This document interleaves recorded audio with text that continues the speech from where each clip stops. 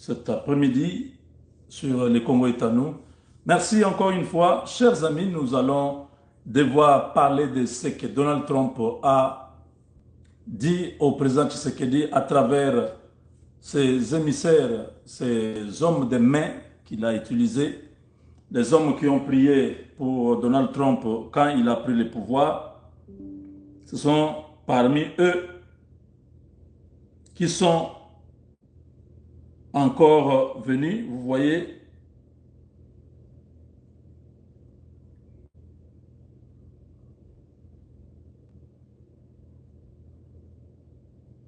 Regardez bien,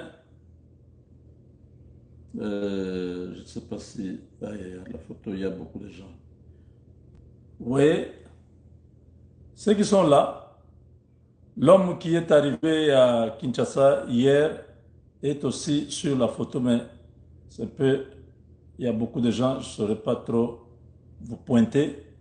Donc, ce sont les hommes de confiance, les hommes de main que Donald Trump utilise. Vous avez vu, euh, vous avez vu Massad Boulos qui est le beau-père de la fille de Trump.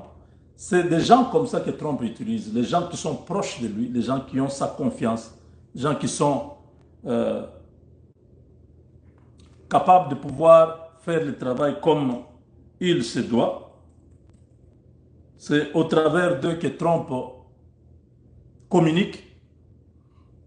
Il a envoyé cette délégation voir Félix Tshisekedi pour lui confier certaines choses. Ce sont des confidences, des choses qu'il veut faire avec la RDC, des choses qu'il veut faire pour sauver la RDC. Donc depuis presque 3 mois, la RDC est bien sécurisée. Les équipements, je l'ai dit hier, je répète aujourd'hui, les équipements militaires que nous avons aujourd'hui, c'est hors de commun. On ne peut pas parler, c'est un arsenal américain. Et c'est pourquoi une grande partie de cet équipement, que ça puisse tomber entre les mains de l'ennemi, parce que l'ennemi est très fort dans la corruption. Il peut corrompre certains généraux, il récupère tout le matériel là. Les équipements sont au Burundi. Donc, la base arrière ou la base militaire de la RDC, proche des zones de combat, c'est au Burundi. Et les hommes, les équipements et tout, en ordre de bataille, déjà dans toute la partie est, le président Tshisekedi a dit non à tout.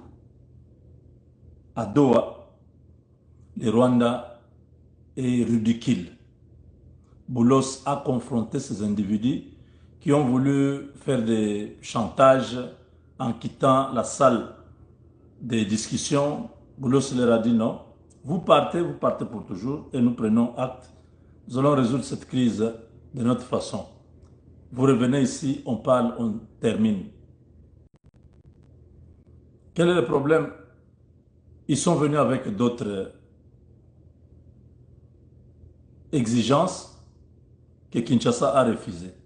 Quand Boulos se demande c'est quoi l'exigence, il dit ces gens sont venus, ils ont besoin de 8 ans pour diriger le nord et le sud Kivu. Violant l'esprit de l'accord. Cet accord à Washington, nous avons dit que les deux parties s'engagent à respecter l'intégrité territoriale et la souveraineté de chacun des pays. Là, ces individus veulent continuer à diriger le nord et le sud Kivu. C'est le Rwanda qui est là, ce n'est pas le M23. Le M23 n'existe pas parce que si le M23 existait et que ce processus émane du processus de Nairobi, où le gouvernement congolais devait parler avec les groupes armés, donc le Rwanda ne serait pas ici.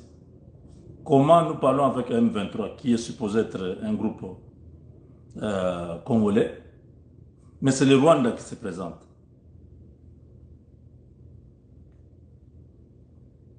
L'eau se dit, effectivement, on comprend, mais vous venez faire quoi? Non, nous voulons nous assurer que le M23 ne soit pas perdant dans les négociations. C'est pourquoi ça n'a pas de sens. Avec la RDC, le Rwanda vous êtes trouvé à Washington, vous vous êtes engagé euh, à un accord de paix. Ici, on règle les problèmes pour voir où est-ce que ces combattants vont partir dès que la guerre s'arrête. Ils vont être cantonnés ou comment on va les intégrer dans l'armée, ainsi de suite. Il n'y a plus rien à voir avec le Rwanda ici. C'est là que Bloss dit, tout ce que vous avez comme revendication viole l'esprit de l'accord de Washington. Et là-bas, nous nous sommes dit que tout doit marcher dans l'esprit de ce que nous avons signé pour la paix. Vous venez demander qu'on ne puisse pas attaquer le Rwanda. M23, qu'est-ce que vous avez à voir avec le Rwanda? Pour que vous puissiez demander que les Congos ne puissent pas attaquer le Rwanda. Que les Congos ne puissent pas aussi poursuivre les autorités rwandaises en justice. Mais les autorités rwandaises ont fait quoi? M23, vous êtes Congolais. Pourquoi vous avez peur qu'on puisse poursuivre les autorités rwandaises? C'est-à-dire, c'est pas vous, c'est eux. Donc, vous êtes en train de nous jouer un jeu et vous le protégez. Ça n'a pas de sens. Parlez de ce qui vous concerne. On résout les problèmes. Mais vous posez les problèmes des autorités rwandaises. Qu'est-ce qu'ils ont fait pour qu'ils ne soient pas poursuivis? Non, pour qu'ils soient poursuivis. Qu'est-ce qu'ils ont fait? Kagame est président du Rwanda. Les généraux rwandais sont au Rwanda. Tout le monde est là-bas. Mais qu'est-ce qu'ils ont fait au Congo pour qu'ils puissent être poursuivis? Donc, c'est eux qui faisaient tout ce que vous avez fait au Congo. Là, tout était clair. Même si Boulot se connaît, mais il est allé avec la même logique pour leur dire que vous faites perdre à l'Amérique, aux États-Unis, son temps. Nous sommes ici pas pour continuer à jouer à ce que vous faites là. Depuis longtemps, on aurait résolu cette histoire autrement. C'est comme ça que Donald Trump a envoyé ses hommes voir le président Tshisekedi pour lui garantir d'abord la sécurité et s'occuper de ses ennemis. Les États-Unis vont bien régler les comptes au Rwanda. Il ne veut pas que Tshisekedi attaque le Rwanda. Il ne veut pas qu'il y ait une réponse comme on dit, non, ils veulent attaquer Walikale pour prendre Kisangani et Uvira pour prendre le Katanga. C'est dans un grand rêve. D'abord, sur le plan militaire, nous sommes en surnombre maintenant dans tous les fronts. Tous les Ouazalènes sont armés jusqu'aux dents. Les soldats burundais attendent seulement que ces individus-là attaquent Uvira. Vous serez surpris que c'est le Burundi qui va faire partir Kagame du pouvoir. Parce qu'ils ne vont pas venir vers le Congo, ils vont attaquer directement le Rwanda et ça va être une catastrophe.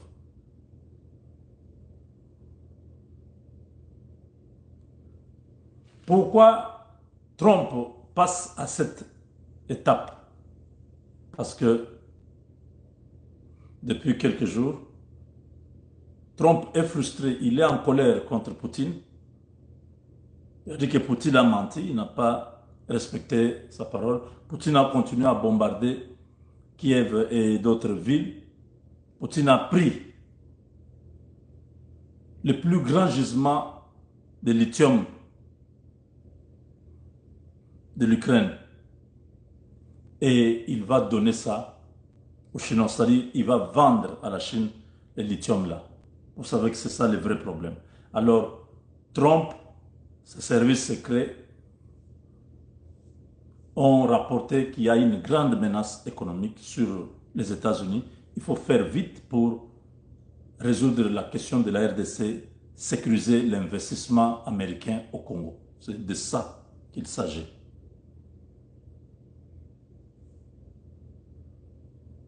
Au Kasaï, dans les Maniema, au sud Kivu, au nord Kivu et au nord Katanga, 5 sites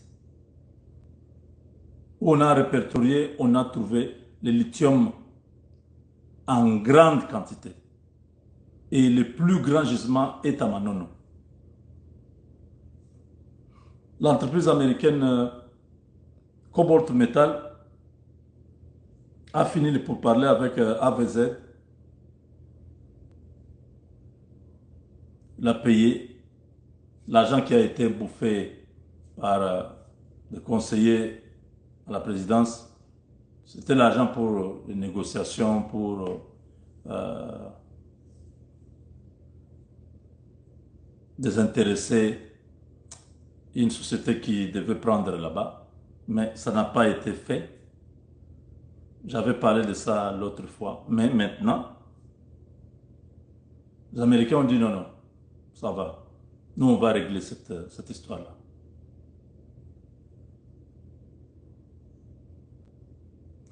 Les entreprises américaines, d'ici la fin du mois prochain, vont déjà commencer à arriver au Congo.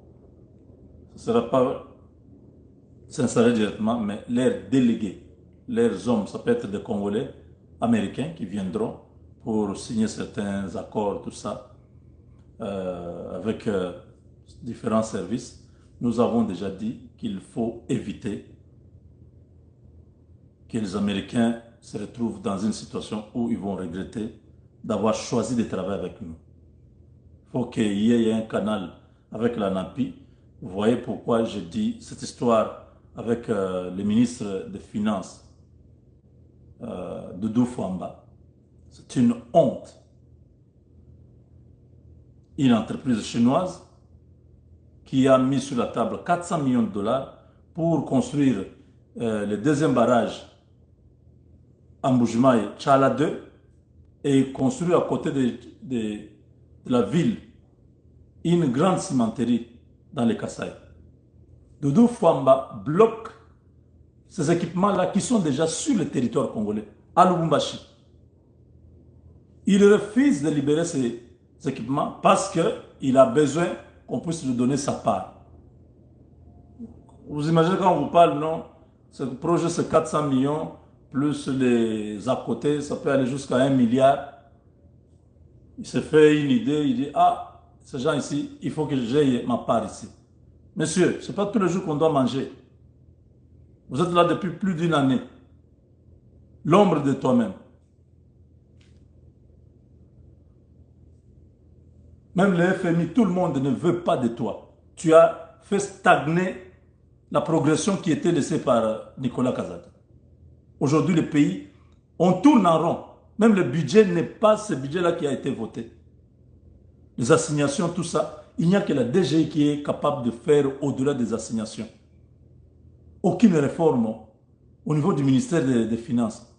Aucun changement. Tout ce qu'il sait, c'est dans chaque dossier, pour, avant de sortir l'argent, il faut qu'il puisse toucher, il faut qu'il puisse... Vous cherchez tout cet argent pour quoi? Toujours pour les petites filles qui sont à Kinshasa là, qui vous tournent la tête, vous devez leur acheter des appartements à Gombe, vous achetez les maisons au Texas, à Los Angeles. Qu'est-ce que vous cherchez? Monsieur le ministre, qu'est-ce que vous cherchez? Cette histoire, c'est pour le bien du peuple kassaïen. Signez ce document-là qu'on puisse libérer à la douane du Katanga, qu'on libère tout ce matériel que ça descend au Kasaï. Vous voulez quoi? Nous vous avons parlé depuis avant-hier. Jusqu'aujourd'hui, vous continuez à faire semblant. Mais vous allez sauter. Là, je suis en train de vous parler directement dans l'émission. Si rien n'est fait, je vais parler maintenant à tous les Kassaïens, tous les peuples du Grand Kasaï. Ils viendront vous saluer. C'est là que vous allez comprendre la puissance du média. Vous faites semblant. On vous a parlé. En aparté, vous n'avez pas compris. Les gens vous ont appelé pour cette histoire. Vous avez fait semblant. Vous avez les documents devant vous. Vous refusez de payer, de signer. Ces gens-là ne doivent rien payer. Ce sont des choses comme ça nous évitons. Quand les Américains vont commencer à venir, ils ont les exonérations, ils ont ceci. Vous commencez à vouloir... Non, non, bon, oui, on sait qu'ils ont l'exonération, mais nous, on ne va pas manger. Vous allez manger quoi?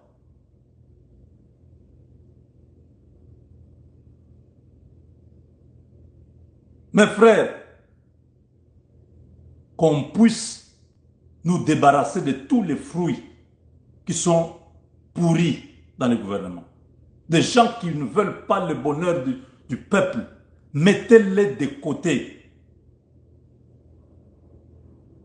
Le Congo ne mérite pas les gens médiocres. Vous êtes déjà ministre des Finances, c'est-à-dire vous avez déjà un bon salaire, vous avez beaucoup de primes dans beaucoup de dossiers, de petits dossiers. Vous avez votre part. Il y a des bonus, ça c'est connu, c'est officiel. Il y a des choses. On vous dit que cette histoire, c'est pour intérêt public, intérêt commun. Les ciments dans les Kasaï, c'est un salut. Les gens n'arrivent pas à construire. C'est parce que le ciment coûte cher, 50 dollars. Qui va acheter un sac de ciment à 50 dollars? Vous avez besoin de, je ne sais pas, 200 sacs pour construire votre maison. Quand vous multipliez par 50,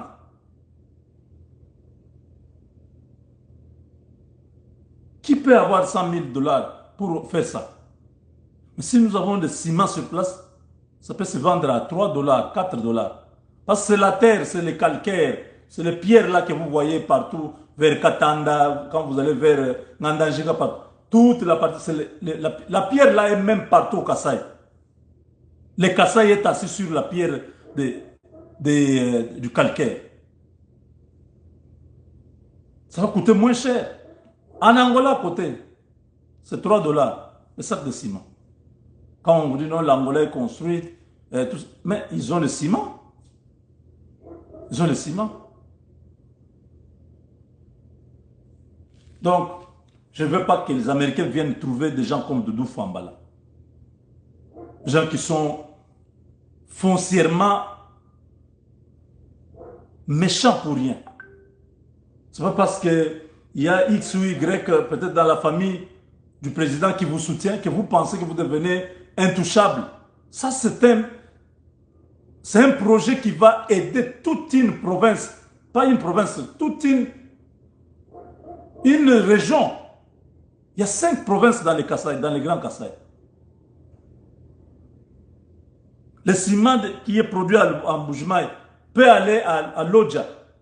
Même si ça ne sera pas à 3 dollars parce qu'il y a les transports. On peut mettre à 5 dollars, 6 dollars. Ça peut aller à Moueka, Ilebo, à Dekese, partout là-bas. À Lubao. L'objectif, ce n'est même pas d'installer une seule usine. On aura 2 ou 3 usines dans les grands Kasaï. La route là qui va vers l'Angola qu'on n'arrive pas à construire. Avec ce ciment-là, dans peu de temps, nous avons bétonné la route. L'affaire est finie. Pourquoi vous êtes comme ça? Et les Américains sont en train d'arriver. Beaucoup de milliardaires veulent investir au Congo. La Russie a trahi, bon, pas trahi, mais n'a pas voulu donner aux Américains le lithium. Parce que Trump voulait que la paix soit là, qui facilite. Comme ça, il peut exploiter les lithium ukrainien. La Russie a récupéré cette région-là. Il a pris tous ces minéraux-là, il donne à la Chine.